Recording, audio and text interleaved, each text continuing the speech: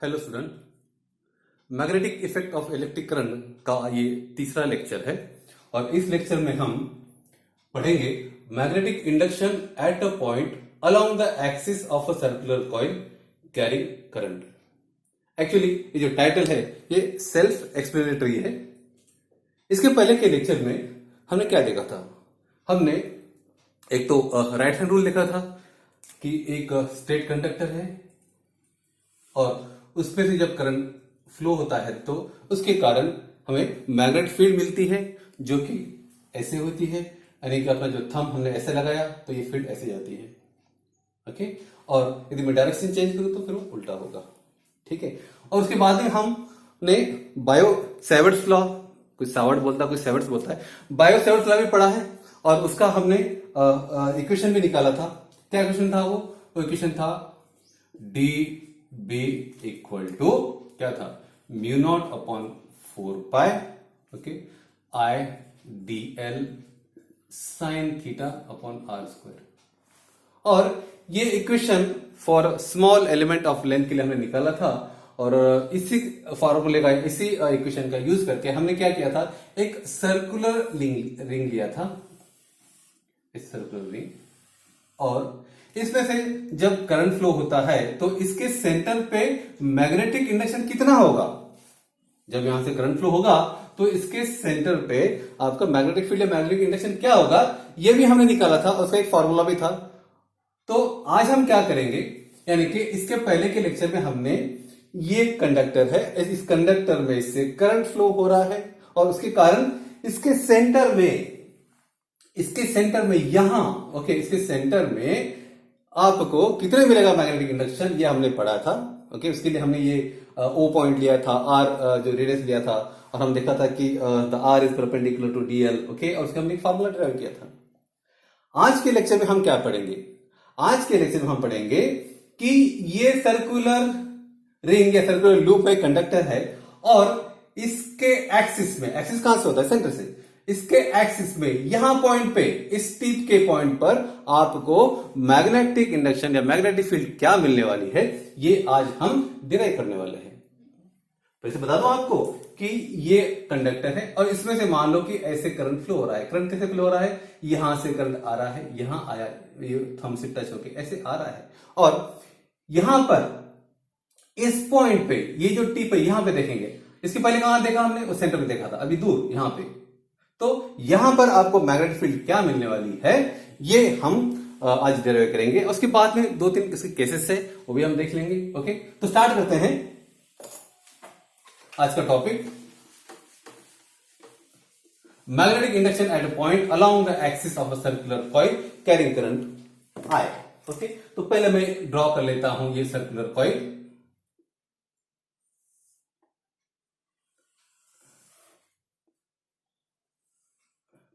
ये circular coil student, और इसमें से करंट फ्लो हो रहा है एंटी क्लॉक डायरेक्शन में, इधर करंट आ रहा है। ओके, और ये इसका सेंटर पॉइंट है, और मैं एक पॉइंट देता हूं, यहां पे ए पॉइंट देता हूं। ओके, जहां पे एलिमेंट डीएल हम कैंसिल करेंगे, इससे पहले हम कैंसिल किया था, और ये जो रेडियस है इसे मैं डिनोट करता हूं ए से। ओके, और इसके अलोंग द एक्सिस, यानी ये जो रिंग है, ओके, इसके एक्सिस यानी सेंटर से मैं एक पॉइंट पी लूंगा, तो मैं यहां पर लूंगा पॉइंट पी। ये पॉइंट पी ले लिया मैंने यहां पर। ओके, और यहां पर मैं लाइन ड्रॉ करता हूं, तो ये हो गया आपका आर। ओके, और यहां से ये जो डिस्टेंस है उसे मैं डिनोट करता हूं एक्स से। ओके, थोड़ा फॉन्ट यानी कि लेटर बड़ा निकालूंगा मैं, एक्स, और ये आर। ओके, इस पॉइंट पर नाम दे देंगे हम पी पॉइंट देंगे। ये तो सर्कुलर रिंग है या लूप बोल सकते हैं आप। ओके, इधर से करंट आ रहा है। ओके, और करंट फ्लो होने के कारण क्या होगा? उसके कारण हमको मैग्नेटिक फील्ड मिलेगी। अब इधर से जब करंट फ्लो हो रहा है तो मैं इसको ऐसे दिखाऊंगा, ये आपका करंट फ्लो हो रहा है तो मैं ऐसे पकड़ूंगा इसको, तो मेरी फील्ड कैसे जाएगी? फील्ड जाएगी ऐसे, अंदर से ऐसे जाएगी, ये ऐसे, लाइक दिस। ओके, तो अब यहां पर एक बात सोचने वाली कि ये जो आर है ये आर भले ही आपको यहां पे ये आर का ये आर और ये जो डीएल है यहां पर, इसमें का आपको जो एंगल है यहां भले आपको दिखाएंगे एंगल कम है, लेकिन ये एंगल 90 होता है स्टूडेंट। ओके, ये डीएल और आर का जो एंगल है ये 90 होता है। मैं बताता हूं आपको, मान लो ये पकड़ लो ऐसे। ओके, ये मैंने खास बनाया इसके लिए। ये डीएल है, ये जो है ये डीएल है और मैंने यहां ऐसे रखा है। ओके, तो ये एंगल कितना हो गया, ये आर है, ये आर है, ये डीएल है। देखो यहां पर ऐसे। ओके, तो ये एंगल कितना है, ये आर और डीएल के अंदर का एंगल कितना है, देखो आप 90 है, ये एंगल आपका 90 है। यहां भले ही आपको ये 2D में दिख रहा होगा कि एंगल तो कम है, 90 नहीं है, लेकिन ये एंगल आपका 90 होता है। और आपको बताया कि ये डीएल यहां पे है। ओके, और ये डीएल के कारण जो मैग्नेटिक फील्ड बनती है, वो मैग्नेटिक फील्ड भी आपके डीएल से परपेंडिकुलर रहती है, ऐसे देखो, देखा आपने। तो in short the magnetic field and the R both are perpendicular to DL. देखो आप, ये डीएल है, ये आर है, ये परपेंडिकुलर है इसको देखो, और ये जो ये है आपका डीएल है, उसको ये मैग्नेटिक फील्ड में देखेंगे आप, तो ये परपेंडिकुलर आएगी यहां पे। ओके, सो तो R and this magnetic field are perpendicular. तो मेरे को क्या करना पड़ेगा, मेरे को यहां पर जो है इसके परपेंडिकुलर दिखाना पड़ेगा, ये ऐसे। ओके, इसे मैं आर लेता हूं। ओके, तो ये क्या हुआ डायरेक्शन, ये क्या हुआ आपका आपका ये हो गया मैग्नेटिक इंडक्शन। ओके, जो 90 डिग्री पे है। ये एंगल लेंगे हम अल्फा। ओके, और यहां का जो एंगल रहेगा वो थीटा लेंगे। ओके, अब ये जो आर गया है यहां पे, ये क्या है, ये मैग्नेटिक फील्ड है टोटल। तो इसके दो कंपोनेंट गिरेंगे स्टूडेंट, कौन से, एक तो वर्टिकल कंपोनेंट जो ऐसे जाएगा, ओके, और एक हॉरिजॉन्टल कंपोनेंट। यहां पर आप देखेंगे ये एंगल अल्फा है। ओके, तो ये भी एंगल अल्फा बनेगा, है ना। कैसे बनेगा अल्फा, मान लो कि ये जो आपका एंगल है, कौन सा, बी, यहां पे देता हूं ओ और ए, ये जो ट्रायंगल है ए ओ पी है, इसको आप इसे घुमाएंगे, ओके, 90 डिग्री, तो ये ऐसे आएगा, है ना। तो ये एंगल आपका सेम हो जाएगा, ये एंगल आपका सेम हो जाएगा, ये एंगल अल्फा आएगा। ओके, तो अब ये तो हो गया आपका एक डीएल। ओके, और ये डीएल ये स्मॉल एलिमेंट लेंथ, और इसमें करंट जो फ्लो हो रहा है आई। ओके, उसके कारण हमको मैग्नेटिक इंडक्शन या मैग्नेटिक फील्ड क्या मिलेगी, वो मिलेगी हमको DB equal to mu naught upon 4 pi I D L sine theta upon R square. This is standard equation. ये साइन थीटा जो एंगल है स्टूडेंट, इस साइन थीटा एंगल जो है, ये हम ये एंगल करें स्टूडेंट, ये एंगल यहां का एंगल थीटा, ओके, वो 90 है, ये आर है और ये डीएल लेंथ है, ठीक है। तो अब हमें पता है कि यहां पर थीटा है 90 डिग्री और हमको मिलेगा साइन थीटा इक्वल टू 1 मिलेगा। यानी ये इक्वेशन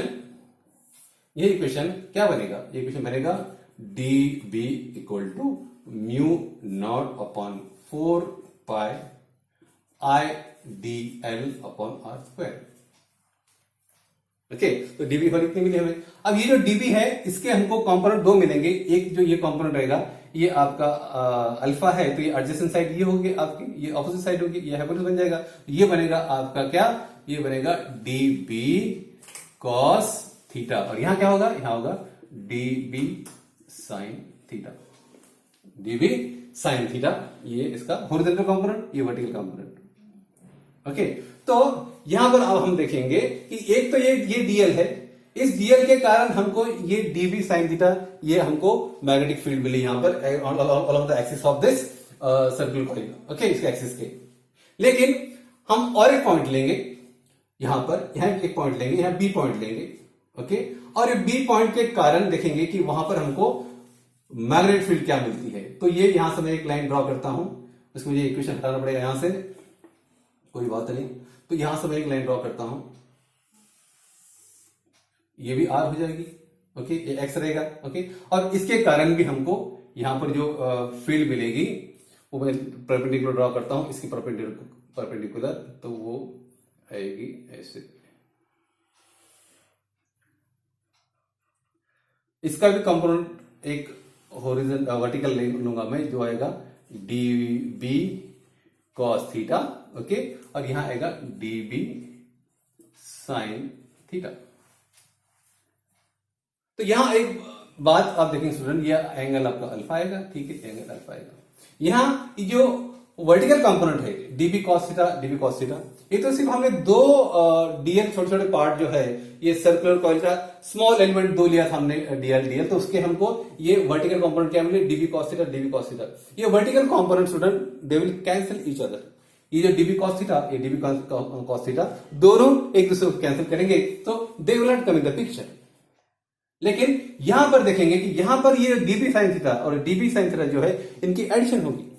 इसका मतलब क्या है? इसका मतलब यह है कि जब हमने दो स्मॉल एलिमेंट लिए थे ये सर्कुलर कॉइल के डीएल डीएल, तो उसके कारण हमें डीबी साइन थीटा मिला, ओके।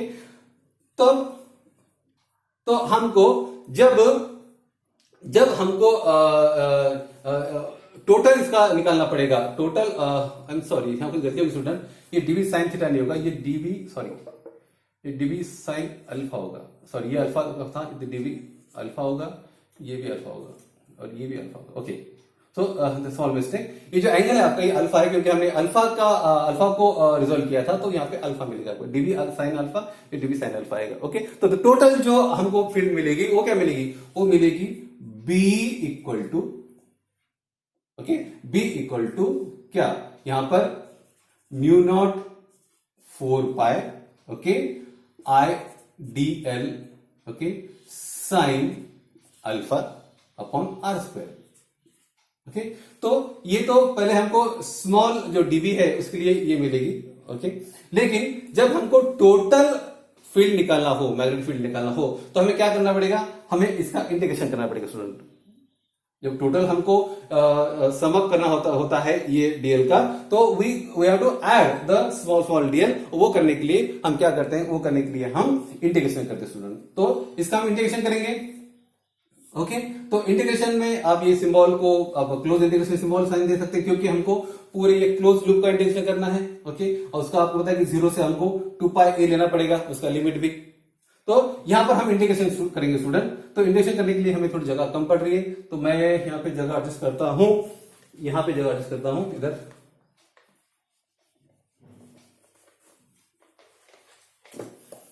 ओके। तो ये इंटीग्रेशन होगा, तो अभी आगे लिखता हूं यहां पे, ये b इक्वल टू क्या आएगा?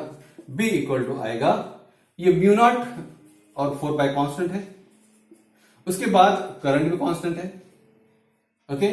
और यहां पर dl है, इंटीग्रेशन में dl आएगा और ये sine alpha as it is रहेगा। r ये जो डिस्टेंस है वो भी हमारा कांस्टेंट है, ये r स्क्वायर को मैं बाहर लेता हूं, तो इंटीग्रेशन अंदर क्या बचता है? dl साइन अल्फा बचता है। यहां पर आप देखेंगे स्टूडेंट, साइन अल्फा क्या है? साइन अल्फा आप देखेंगे, ये साइन अल्फा, तो आपको पता है ट्रिग्नोमेट्री में sine alpha is opposite side upon hypotenuse. तो यहां पे क्या है? a अपॉन r आएगा। तो ये जो साइन अल्फा स्टूडेंट, ओके, जगह कम होने कारण मैं इसी को मिटाकर a बाय r करता हूं, a by r, a upon r, okay, opposite side upon hypotenuse. तो ये साइन अल्फा को रिप्लेस किया कैसे? a बाय r से। तो आप देखेंगे ये a जो है आपका रेडियस इस सर्कुलर लूप का, वो भी कांस्टेंट है, तो इसे मैं बाहर ले सकता हूं, और r जो डिस्टेंस वो भी कांस्टेंट है, तो वो भी बाहर आ जाएंगे। तो यहां पर क्या होगा?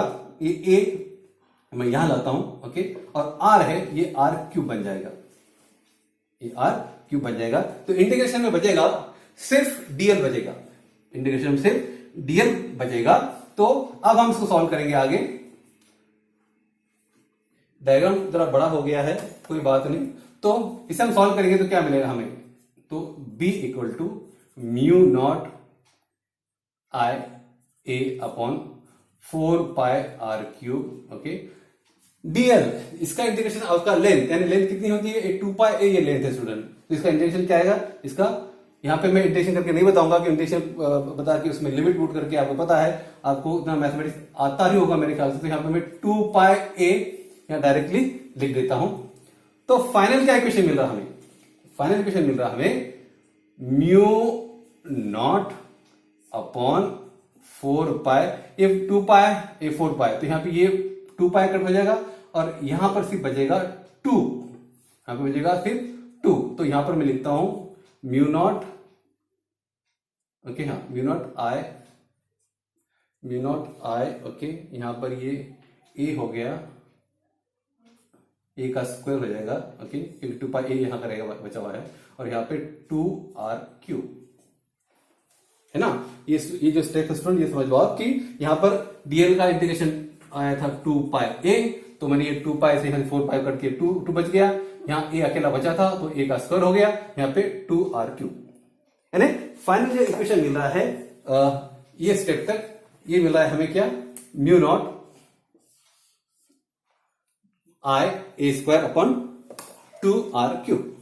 ओके, अब हमें यहां देखना है कि जो r³ है, ओके, उसको हम फिर से ए के फॉर्म में लाएंगे तो क्या होगा। r क्या है यहां पर, r यहां पर है, r जो देखेंगे आपके, हम पाइथागोरस का फॉर्मूला लगा दो तो आपको ख्याल में आएगा, ये जो r का स्क्वायर यानी क्या आएगा, a का स्क्वायर प्लस s का स्क्वायर। ओके, तो मैं यहां पर लिखता हूं कि r square equal to a square plus x square. r square आपका ये जो अपोजिट साइड इसका स्क्वायर, ये एडजेसेंट साइड इसका स्क्वायर, पाइथागोरस का आपको फॉर्मूला पता है कि r square equal to a square plus x square. Okay, अब इसको हम थोड़ा अलग फॉर्म में लिखेंगे तो r इक्वल टू क्या आएगा, r equal to a square plus x square. Okay, इसका हम रूट दिखाएंगे, तो ये जो रूट है स्टूडेंट, इसको हम ऐसे लिख सकते हैं, raise to half. Okay, r equal to a square plus x square raise to half, ऐसे लिख सकते हैं। तो अब हम देखेंगे इसको, यदि मैं r का क्यूब करता हूं, r को क्यूब करता हूं तो हमें क्या मिलेगा, a square plus x square, ये 3/2, r cube equal to a square plus x square raise to 3/2, यानी कि ये जो इक्वेशन है, हम इस फॉर्म में भी लिख सकते हैं। तो मैं अभी मिटा देता हूं। ओके,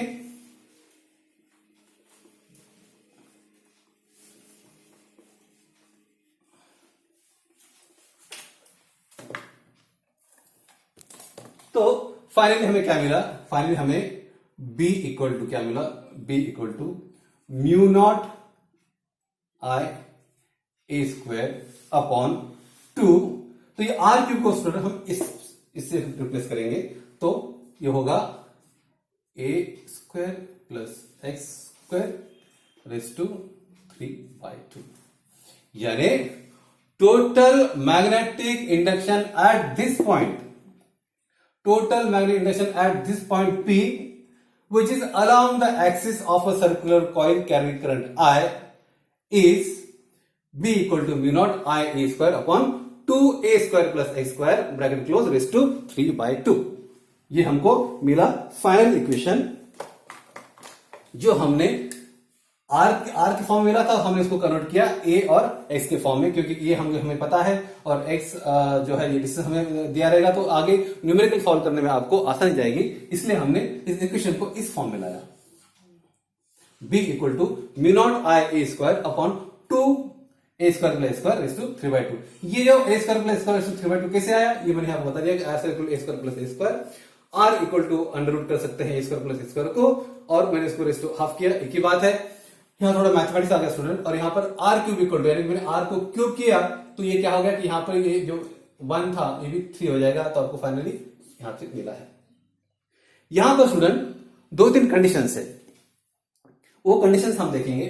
ये तो हो गया मैग्नेटिक फील्ड या magnetic induction, total magnetic induction due to circular coil carrying current I, हमको P पॉइंट पे मिला। ये कहां गया हमारा सर्कुलर कॉइल, ये ओके। इससे पहले लेक्चर हमने यहां देखा था, अब हमने दूर यहां पर देखा स्टूडेंट। ओके, अब हमें देखना है कि मान लो ये कॉइल के टर्न्स ज्यादा होते हैं, यानी कि n नंबर ऑफ टर्न होते हैं, तो क्या होगा, n नंबर ऑफ टर्न होते हैं स्टूडेंट, तो क्या होगा, तो n नंबर ऑफ टर्न होंगे तो हमको हर एक कॉइल का जो मैग्नेटिक इंडक्शन है उसको ऐड करना पड़ेगा, तो उसको समअप करेंगे, ऐड करेंगे, तो हमें क्या मिलेगा, तो हमें मिलेगा, मैं रेडिंग लिखता हूं, एक कंडीशन 1 है। Okay, b equal to mu naught n i a square upon 2a square plus x square raise to 3/2। ये n नंबर ऑफ टर्न के लिए है, n नंबर ऑफ कॉइल के लिए। ये कंडीशन एक। कंडीशन दो ये है स्टूडेंट कि मान लो ये x है, ये x ये बहुत दूर है, ये जो P पॉइंट है, ये P पॉइंट मान लो इस कॉइल से बहुत दूर है, तो क्या है बहुत दूर है, इसका मतलब क्या है कि x इज बहुत ज्यादा किससे, a से। ओके, तो what we can do, we can neglect this a। क्यों? क्योंकि x जो है, ये जो डिस्टेंस ये बहुत दूर है, तो ये उसके कंपेयर में ये जो रेडियस रहेगा 0 से a जो डिस्टेंस है वो कम होगा। तो हम क्या करेंगे, हम इस इक्वेशन में क्या करेंगे, a को निग्लेक्ट करेंगे। ओके, यहां एक बात समझो स्टूडेंट, a को निग्लेक्ट करना है, जीरो नहीं करना है। यदि आप जीरो करेंगे तो इक्वेशन जीरो हो जाएगा, तो आपको सिर्फ निग्लेक्ट करना है। इसलिए क्या होगा यहाँ पे, ये इक्वेशन क्या बनेगा, ओके, तो ये इक्वेशन बनेगा आपका, एक कंडीशन लिखता हूं मैं, तो ये जो a है, a यहां से हट जाएगा, a यहां से हट जाएगा, और ये जो 2 है, ये 2 से ये 2 कैंसिल हो जाएगा। ओके, तो मिलेगा क्या हमें, यहां मिलेगा b equal to mu naught I A square upon 2 X raise to 3, X raise to 3, क्योंकि ये जो a था, ओके, उसको हमने हटा दिया, उसको निगलेक्ट कर दिया। ओके, लेकिन आप इस a को निगलेक्ट नहीं कर सकते स्टूडेंट। ओके, तो यहां पर आपको ये क्वेश्चन मिलेगा। अब कंडीशन हमारी तीसरी कंडीशन देखेंगे स्टूडेंट हम। तीसरी कंडीशन ये रहेंगी कि मान लो, पहले ये क्वेश्चन लिख देता हूं आपको कंफ्यूज ना होए। ओके, ये एक स्क्वायर है, जो ओरिजिनल फार्मूला है मैं लिख देता हूं स्टूडेंट, ए स्क्वायर। ओके, ऐसे। अब तीसरी कंडीशन ये कि स्टूडेंट कि जो x है ये बहुत कम है। अब x बहुत कम, इसका मतलब क्या है, x बहुत कम इसका मतलब ये जो P पॉइंट है ये हम करीब ला रहे, और हो सकता है कि ये P पॉइंट ऑलमोस्ट क्लोज है किसके, इस सेंटर पॉइंट के। यानी हम ये जो अभी तक जो हमने निकाला था, यहां पर हमने क्या किया, x को कम किया, तो x को हम पास में, यानी ये जो P को हम पॉइंट को पास आ रहे हैं, x कम हो रहा है, P को हम पास में आ रहे हैं, x कम हो रहा है, तो ये पॉइंट यहां आ जाएगा सेंटर पे। इसका मतलब क्या हो जाएगा, you can neglect now x को हम निग्लेक्ट कर देंगे तो क्या होगा, x को हम निग्लेक्ट करेंगे स्टूडेंट तो क्या होगा कि इसमें x जो है स्क्वायर है, इसको हम हटा ही देंगे। ओके, इसको हटा देंगे स्टूडेंट, तो ये जो है यहां पे इसको 3/2 से आपको मल्टीप्लाई करना होगा, या मल्टीप्लाई करेंगे तो क्या होगा, ये 2 कैंसिल हो जाएगा। ओके, तो यहां पर बचेगा a क्यूब, यहां बचेगा a क्यूब। ओके, यहां a क्यूब बचेगा, तो ये जो a स्क्वायर है तो इसका a स्क्वायर खा जाएगा, तो यहां पे क्या हो जाएगा, a स्क्वायर, तो यहां का a स्क्वायर हट जाएगा, तो बचेगा क्या, mu naught I upon 2a, mu naught I upon 2a। Okay, तो मैं यहां लिखता हूं तीसरी कंडीशन, मैं तीसरी कंडीशन यहां लिख रहा हूं, ये पहली कंडीशन स्टूडेंट, ये दूसरी कंडीशन, ये तीसरी कंडीशन यहां लिखता हूं मैं, when x is very less than a, x is very less, यानी कि जो p पॉइंट है ये यहां आ गया है, तो क्या मिलेगा हमें, b equal to mu naught I upon 2a। और यदि ये मैं बात करूं n नंबर ऑफ टर्न की, तो यहां पे आप n भी लिख सकते हैं, मेक्स नो डिफरेंस। ओके, तो हमने 3 कंडीशन देखी। पहली कंडीशन क्या थी कि ये जो सर्कुलर कॉइल के कारण जो एट पॉइंट P यानी एक्सेल पॉइंट पे जो हमें मैग्नेटिक फील्ड मिल रही है, पहले हमने सिंगल जो कॉइल है उसकी निकाला, उसके बाद में हमने n टर्न के लिए उसको मल्टीप्लाई किया, उसके बाद में हमने क्या किया, उसके बाद में हमने कंसिडर किया कि ये जो a है, okay, a is very less compare to x, तो हमने क्या किया, यहाँ का a हटा दिया, नीचे के चले गया, तो हमने नीचे से x का s क्यूब बचा। ओके, और उसके बाद हमने देखा कि ये p पॉइंट है जो कि x डिस्टेंस पे है, थोड़ा दूर है, उसको हम करीब लाते हैं तो क्या हो जाएगा, वो ऑलमोस्ट यहां आ जाएगा सेंटर में। तो ये तो वही बात होगी कि इसके पहले के लेक्चर में हमने क्या देखा था, जो सेंटर में आपका मैग्नेटिक फील्ड जब हमें निकाला तो हमें फॉर्मूला क्या मिला था, हमें यही फॉर्मूला मिला था इसके पहले के लेक्चर में, जब हमने सर्कुलर कॉइल के कारण कैरिंग करंट आया, इसके कारण जो सेंटर में हमें मैग्नेटिक फील्ड मिली थी, वही फील्ड हमें यहां मिल रही है। इसका मतलब कि सब ठीक ठाक चल रहा है। ओके, तो हमको क्या मिल रहा है, ये इक्वेशन मिला था लास्ट लेक्चर में। तो पहली कंडीशन ये होगी स्टूडेंट, दूसरी कंडीशन ये होगी, तीसरी कंडीशन ये होगी। I hope you understood this topic. मैं फिर से टॉपिक थोड़ा रिपीट कर देता हूं। आज हम देख रहे हैं magnetic induction at a point along the axis of a circular coil carrying current. Okay, इसका मतलब क्या है कि ये करंट कैरिंग कॉइल है, इसके एक्सिस यानी कि सेंटर से एक में लाइन ड्रॉ किया ऐसे, तो यहां पर ये जो टिप है, यहां पॉइंट पी रखा मैंने, तो यहां पर हमने मैग्नेटिक फील्ड हमें निकालना है। तो हमने क्या किया, हमने एज्यूम किया कि करंट जो है ऐसे फ्लो हो रहा है, ये इधर से गया और आ रहा है, यानी एंटी क्लॉकवाइज ऐसे इधर आ रहा है, इधर आ रहा है। इसका मतलब ये जो आर है, आर इसका परपेंडिकुलर है, आर जो परपेंडिकुलर है, और आप देखेंगे कि जो मैग्नेट फील्ड है ये जाएगी परपेंडिकुलर ऐसे जाएगी। तो इसके हमने दो कंपोनेंट निकाले स्टूडेंट। ओके, एक डीबी कॉस अल्फा, एक डीबी साइन अल्फा। यहां पर मैंने गलती से यहां पर डीबी कॉस थीटा लिखा था, आप समझ लो पहले। ओके, इसके पहले जब एक्सप्लेन किया तो गलती से मेरा थीटा लिखा था, वो थीटा नहीं स्टूडेंट, वो अल्फा है, क्योंकि मैंने यहां पे इसको रिजोल्व किया है। ओके, तो इसके दो कंपोनेंट गिराया मैंने। तो पहले हमने एक डीएल के लिए dB sine theta horizontal component ये देखा हमने, फिर दूसरे डीएल के लिए हमने डीबी साइन अल्फा ये हॉरिजॉन्टल कंपोनेंट मिला, और हमने क्या देखा, हमने इसका जो वर्टिकल कंपोनेंट था डीबी कॉस अल्फा, वो डीबी कॉस अल्फा जो था, वो डीबी कॉस अल्फा और ये डीबी कॉस अल्फा ये एक दूसरे को कैंसिल कर देते हैं। इसका मतलब ये सारे लूप में जितने भी डीबी कॉस अल्फा रहेंगे वो एक दूसरे को खत्म कर देंगे, ऑपोजिट में होने के कारण वो कैंसिल हो जाएंगे। ओके, तो बचता क्या है, बचता सिर्फ हमारा हॉरिजॉन्टल कंपोनेंट स्टूडेंट। तो ये हॉरिजॉन्टल कंपोनेंट मैंने यहाँ पे लिखा, ये तो ये हो गया ये 2 डीबी के लिए। लेकिन जब पूरा हमें रिंग का निकालना होता है मैग्नेटिक इंडक्शन, रिंग के कारण होने वाला मैग्नेटिक इंडक्शन मैग्नेटिक फील्ड, तो हमको सम अप करना पड़ता है, हमको जोड़ना पड़ता है। तो उससे हमने इंटीग्रेशन किया, इंटीग्रेशन करने के बाद में हमने क्या किया कि इंटीग्रेशन के अंदर सिर्फ एक डीएल बचा, बाकी सारे जो कांस्टेंट हमने बाहर निकाले। तो डीएल का जब इंटीग्रेशन निकाला स्टूडेंट, तो डीएल का इंटीग्रेशन क्या आएगा, डीएल का इंटीग्रेशन यानी कि एक सर्कुलर लूप का हमको इंटीग्रेशन क्या आएगा 2 पाई आर, यहाँ पे 2 पाई ए है स्टूडेंट। तो 2 पाई ए करने के बाद में सब मिला के हमें एक इक्वेशन मिला, और इक्वेशन जो मिला हमें वो एक इक्वेशन मिला था। ओके, उसके अंदर हमने कंडीशन एक ये पुट की कि हमने एन नंबर ऑफ टर्न के लिए, ये क्या है एन नंबर ऑफ टर्न के लिए हमको जो मिला है, एन नंबर ऑफ टर्न के लिए एक इक्वेशन मिला एन नंबर ऑफ टर्न के लिए। ओके, उसके बाद हमने क्या किया, उसके बाद हम देखा कि ये जो एक्स है, ओके, ये जो एक्स ये हमने दूर लेकर गए। ओके, बहुत दूर लेकर गए, तो क्या होगा कि उसके कंपेयर में ए जो था वो हमने निगलेक्ट किया, तो यहाँ पर हमने नीचे से जो ए को जो हटा दिया, तो बाकी क्वेश्चन आया वो ए था।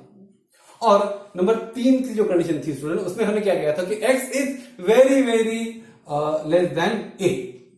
ओके, यानी लेस देन ए, इसका मतलब क्या है कि जो एक्स है ये यहां आ गया, ये जो एक्स डिस्टेंस कम हो रहा है, मतलब ये पी पॉइंट आ रहा है यहां पर आ गया। ओके, यहां पे आ गया, तो हमें जो इक्वेशन मिला ये तो वही इक्वेशन है जो हमने इसके पहले ऑब्टेन किया था करंट कैरिंग सिंगल लूप, जिसके कारण सेंटर में जो मैग्नेटिक फील्ड होती है यहां पर, यानी पैरेलल। तो वो जो वैल्यू है ये वैल्यू ये मैच हो जाती है स्टूडेंट। ओके, ये पहले हमने निकाला, उसको हमने फिर एन से मल्टीप्लाई किया था, वो इक्वेशन आर सेम। एक बात बता दूं आपको स्टूडेंट कि जब आप फिजिक्स पढ़ते हो तो फिजिक्स में आप देखेंगे कि इसमें हमने बहुत सारा मैथ यूज किया है, इसमें हमने ये ज्योमेट्री यूज की है, यहाँ पर हमने ट्रिग्नोमेट्री यूज की है, यहाँ पर थोड़ा अलजेब्रा भी यूज किया है, हमने पाइथागोरस को भी हमने यहाँ बुलाया है। ओके, तो इन शॉर्ट में ये बताता हूं आपको कि जब भी आप फिजिक्स के न्यूमेरिकल पढ़ते हो, या फिर जब भी आप डेरिवेशन फिजिक्स का आप निकालते हो, उस टाइम में आप ख्याल रखिए कि you have to go through the maths. Okay, math आपका पीछा नहीं छोड़ता है। ओके, इसीलिए कहते हैं कि physics is the spicy math. Okay, इसमें मैथ आता है, इसमें ट्रिग्नोमेट्री आ गई, इसमें ज्योमेट्री आ गई, इसमें आपका क्या बोलते हैं आपका अलजेब्रा आ गया। ओके, और this way we are drive the equation for magnetic induction at a point along the axis of a circular coil carrying current I.